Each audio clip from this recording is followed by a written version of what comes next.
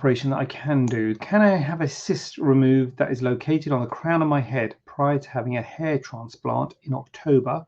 Or is it best to wait until after the hair transplant to have the cyst removed? I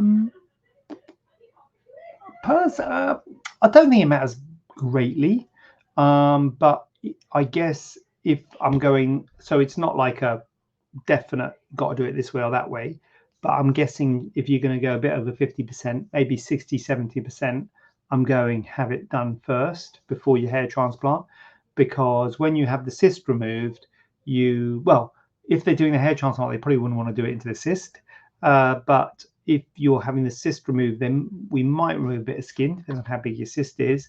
Might remove a little bit of skin. So if that bit, only a tiny bit of skin, but if that tiny bit of skin has got a bit of hair transplant in it, that might be a bit annoying that we've removed a bit of hair transplant skin.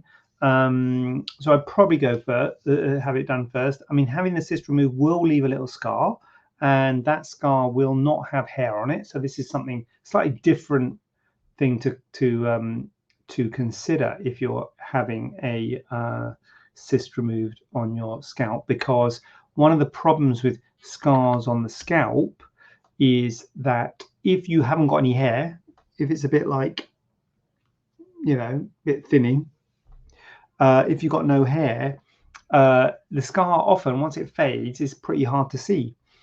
If you've got big bushy hair, like the scar is hard to see.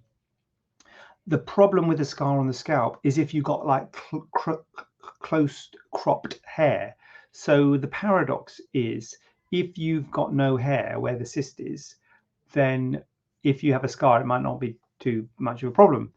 But if you then get a hair transplant and you get a bit of hair there, especially if the hair is quite short and close cropped, you might have a defect, you might have a line in your hair, which might be actually a bit more obvious than if you had no hair at all. So the scar might be more obvious if you have a little bit of hair compared to whether you've got no hair at all.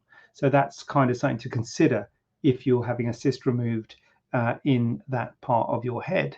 And it depends on how obvious the cyst is, because if the cyst isn't very obvious, then you might want to kind of leave it, really, because it might cosmetically look better than having a scar. I mean, it's something for a discussion, but it's one of the things to consider. A bit like if you have a scar on your face, if you have like clean shaven, then the scar usually fades pretty well. If you have a big bushy beard, then the scar is completely hidden within the beard. The problem is you have it like a George Michael, like really close cut beard, then you can have that line in that close cut beard. So it's always a bit of a problem with a close cut with kind of shorter hair, really. Very long hair and no hair